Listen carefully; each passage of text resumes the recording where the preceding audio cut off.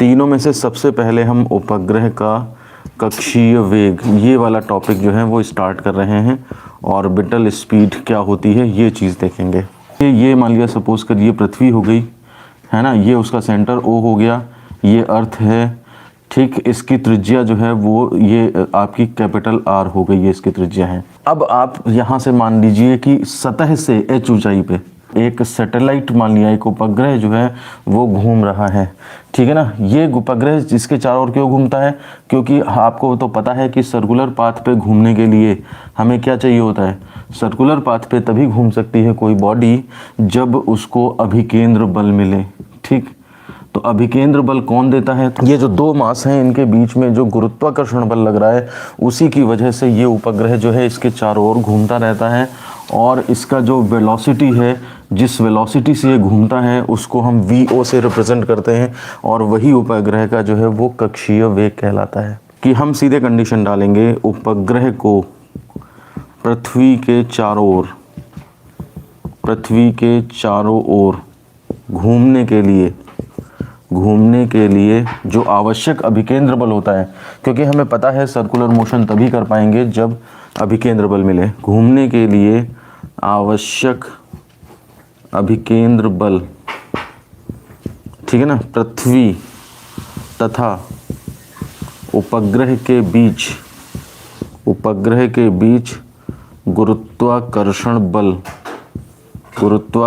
बल से प्राप्त होता है। समझ रहे हैं आप बात। तो इसके बीच में जो गुरुत्वाकर्षण बल है वो हमें निकाल लें, तो वही अभिकेंद्र बल हो जाएगा।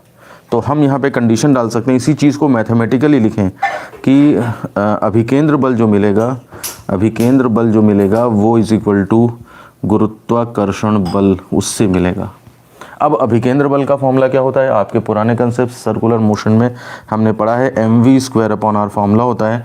तो देखिए घूमना सैटेलाइट ने है, मास वही हो गया, वेलोसिटी उसकी vo है तो vo कर देते हैं, और डिस्टेंस सेंटर से ट्रीट करी जाएगी तो स्मॉल r कर देते हैं। बाकी गुरुत्वाकर्षण बल क्या होता है ये भी हमें न्यूटन का फॉर्मूला पता होना चाहिए। कैपिटल G ये सार्वत्रिक गुरुत्वाकर्षण नियतांक, m1 m2 तो मासेस क्या हैं, एक अर्थ है और एक सैटेलाइट है, एंड डिवाइडेड बाय डिस्टेंस का स्क्वायर, ये हमने गुरुत्वाकर्षण बल का फॉर्मूला लगा दिया। ये हमारा अभिकेंद्र बल का फॉर्मूला हो गया। बस देखिए साफ साफ m यहाँ से कैंसिल हो जाते हैं, एक r कैंसिल हो जाता है, यहाँ से हमारा अच्छा सा एक फॉर्मूला vo² = gm/r ये निकल आता है। बस अब क्या करेंगे आप इसमें अंडर रूट ले लें, तो vo = √gm/r ये हमारा फॉर्मूला बनता है मेन इक्वेशन नंबर, इसको आप फर्स्ट डाल सकते हैं। ये ऑर्बिटल स्पीड का फॉर्मूला बनता है। But small r = capital R + h है, हेंस इक्वेशन फर्स्ट बिकम्स, तो ये हमारी इक्वेशन जो है वो vo = √gm/r + h ऐसे भी हो सकती है। ये फॉर्मूला हमारा ऐसे भी लिखा जा सकता है। हम एक फॉर्मूला और यूज़ कर सकते हैं, वी नो दैट, हमें मालूम है small g = gm/r²। Small g और कैपिटल G में रिलेशन ये भी हम करा चुके हैं। तो आप यहाँ पर देखिए क्रॉस मल्टीप्लाई कर दें तो gm = gr², ये आ जाएगा आपके पास। इस gm की वैल्यू अगर मैं रख दूं इन दोनों इक्वेशंस में, तो ये दोनों इक्वेशंस जो हैं वो थोड़ा और चेंज होकर के आ जाएंगी मेरे पास, ठीक है ना। हेंस मैं लिख दूंगा equation first and second becomes, तो क्या क्या बन जाएंगी, ये वाली जो बन जाएगी vo = √gr²/r, ठीक है ना, ये इतनी बन जाएगी। हालांकि इससे कोई फ़ायदा नहीं मिलता है। इसमें देखिए vo ये क्या बन जाएगी, vo = √gr²/r + h, इससे भी हालांकि अभी कोई फ़ायदा नहीं दिख रहा है, लेकिन ये न्यूमेरिकल में ही काम आ जाएंगे आपके। स्पेशल केस आता है कि यदि उपग्रह पृथ्वी के अत्यंत नज़दीक घूम रहा हो, ठीक है ना, यदि उपग्रह पृथ्वी के अत्यंत निकट घूम रहा है, हाइट जो है पृथ्वी की त्रिज्या के मुकाबले में काफ़ी कम है, तो h को छोड़ने पर, तो आप देखिए h को अगर हम छोड़ दें तो इक्वेशन 4 से, तो आप देखिए यहाँ पे कितना बचेगा, vo = √gr²/r, h को छोड़ दिया मैंने, ठीक है ना, r से एक r कट जाएगा, ये √gr बचेगा केवल, और इसमें आप वैल्यूज़ डाल सकते हैं। आप इसमें g की वैल्यू 9.8 डाल दें और पृथ्वी की त्रिज्या 6400 किलोमीटर होता है। इसको सही से लिखो तो 6.4 10⁻6 मीटर। फिजिक्स के हिसाब से MKS सिस्टम SI सिस्टम में 6.4 10⁻6 मीटर।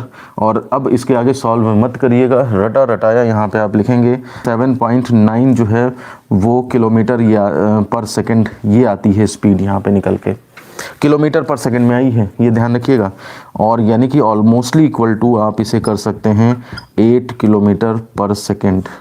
देखिए अब हम आते हैं उपग्रह के परिक्रमण काल पर। अब देखिए ज़्यादा मेहनत नहीं रहेगी, ये सारे कंसेप्ट हमारे तैयार हैं। देखिए ये वही पृथ्वी है, ठीक, इसका सेंटर O हो गया, यहाँ से डिस्टेंस स्मॉल r हो गई, ये सैटेलाइट हो गया और ये आपका VO स्पीड से घूम रहा है, ऑर्बिटल स्पीड से, ठीक है ना। अब देखिए परिक्रमण काल निकालने का क्या कंसेप्ट है। आप जानते हैं समय बराबर क्या होता है, चाल बराबर दूरी बटे समय, या फिर समय बराबर दूरी बटे चाल हो जाता है, ठीक है ना। तो अब आप ये देखिए परिक्रमण काल का मतलब क्या होता है। एक चक्कर उपग्रह को पृथ्वी का, इसकी डेफिनेशन लिखेंगे, छोटे बच्चों वाली डेफिनेशन है, उपग्रह को पृथ्वी का एक चक्कर लगाने में जितना समय लगता है वो उस उपग्रह का परिक्रमण काल कहलाता है, ठीक है ना। तो एक चक्कर लगाने में लगा समय, जहाँ भी समय आवर्त परिक्रमण काल होता है या आवर्त काल होता है वही चीज़ कहलाई जाती है, ठीक है ना। तो समय बराबर दूरी बटे चाल हम लगा देंगे, ठीक है ना। परिक्रमण काल निकालना चाहते हो तो एक चक्कर की आप दूरी लिखोगे, तो एक चक्कर की दूरी क्या होगी 2πr, पर वृत्त की परिधि तो हो जाएगी, और चाल कितनी है वो तो मालूम ही है आपको, VO चाल है। बस सारा कंसेप्ट इसी में छुपा हुआ है। अब इसमें VO की वैल्यू डाल दीजिए। तो मैंने कहा था आपसे केवल एक फॉर्मूला रटने के लिए कहा था, अंडर रूट कौन सा, VO is equal to under root GM over small r, ये वाला मैंने कहा था। बाकी सब इस इनपुट कर दिया करो, small r equal to capital R plus H put करना है, या GM equal to GR square put करना है। हम सबसे पहले VO की वैल्यू इसमें डाल देते हैं, under root GM over small r। आप देखिए ये पलट के ऊपर चला जाएगा, तो 2πr इंटू देखिए अंडर रूट R/GM, ये इस तरह से हो जाएगा। अब देखिए R बाहर भी है अंदर भी है, अंदर वाले को तो बाहर नहीं ला सकते हो, तो बाहर वाले को ही अंदर ले चलो, तो 2πr अंदर जाएगा तो ये R स्क्वायर बन जाएगा, R स्क्वायर इंटू R/GM। ध्यान दीजिए R स्क्वायर बाहर आएगा तो R बनेगा अंडर रूट के, अब बाहर से R अंदर जा रहा है तो R स्क्वायर बन जाएगा जा करके, ये वही R है जो अंदर खिसक के गया है R स्क्वायर। तो ये इज इक्वल टू हो जाएगा 2π under root R³ over GM। ये हमारे पास मेन फॉर्मूला निकलता है। और अब इसमें फिर वही है, आप R is equal to capital RS plus H डाल दें, तो ये T is equal to formula 2π under root R plus H का होल क्यूब अपॉन GM, इतना बन जाएगा जा करके। ये क्वेश्चन नंबर सेकंड हो जाएगी। फिर इसमें आप क्या करेंगे, फिर G is equal to GM is equal to GR square, ये डाल दीजिए, ठीक है ना। तो इसके सब्स्टिट्यूशन से फर्स्ट और सेकंड क्या बन जाएंगी, T is equal to 2π under root R³ over GR square, ठीक है ना, ये बन जाएगी थर्ड। या फिर ये बना लो, तो T is equal to 2π under root R plus H का whole cube upon GR square, ये इस तरह से बन जाएगी। इक्वेशन नंबर 4 चला लो। यहाँ पे एक स्पेशल केस आ जाता है कि यदि उपग्रह जो है वो पृथ्वी के अत्यंत निकट घूम रहा है, अत्यंत निकट है, ठीक है ना, तो आप H को छोड़ने पर, तो H को छोड़ दीजिए, तो कहाँ छोड़ोगे, किस इक्वेशन में छोड़ दें, तो GM वाली में मत छोड़ो, GR स्क्वायर वाली में छोड़ो, ठीक है ना, जिसमें उपग्रह की ऊंचाई भी है, वो ऊंचाई है तभी तो छोड़ पाओगे। तो फ्रॉम 4, तो यहाँ पर देखिए H को छोड़ दीजिए आप, तो T is equal to 2π under root R³ बचा बस, अपॉन में GR स्क्वायर, R स्क्वायर से एक R बचेगा, तो T is equal to 2π under root R upon G। तो अब इसमें क्या है, R की वैल्यू डाल देंगे, तो 2π अंडर रूट 6.4 इंटू 10⁻6 अपॉन 9.8। मैंने बताया ऐसी चीज़ें कैलकुलेट करने की पेपर में ज़रूरत ही नहीं है, आप बस इसकी वैल्यू इसके जो आंसर है वो याद रखेंगे, 84.6 मिनट्स आता है। अब देखिए तीसरे पार्ट पे आते हैं, उपग्रह की ऊंचाई। वी नो दैट, बस यही formula T is equal to हमारे पास है 2π under root R plus H का whole cube upon GR square. अब देखिए आपको H लाना है, H निकालना है, तो पहले अंडर रूट ख़त्म करो। तो कैसे ख़त्म होगा, तो स्क्वायरिंग बोथ साइड, तो दोनों साइड अगर हम स्क्वायर कर देंगे तो देखिए क्या हो जाएगा, T square is equal to 4π square R plus H का whole cube upon GR square, ये बनेगा जा करके। अब आपको H चाहिए तो उसको पहले इकट्ठा करो, इसको लाइट लेफ्ट साइड में लाओ, आर प्लस एच का whole cube is equal to कितना हो जाएगा, तो क्रॉस मल्टीप्लाई कर दो, T square G R square, T square into G R square upon 4 pi square, ये हो गया। अब r plus H whole cube, ये क्यूब हटाओ, तो r plus H is equal to हो जाएगा, ये जो आया है T square G R square upon 4 pi square, इसकी पावर 1/3 लग जाएगी जा करके, तो ये होल क्यूब गायब हुआ। अब h चाहिए तो r उधर ले जाओ तो माइनस में चला जाएगा, तो h is equal to T square G R square upon 4 pi square minus r to the power 1/3 minus r, ये फॉर्मूला है।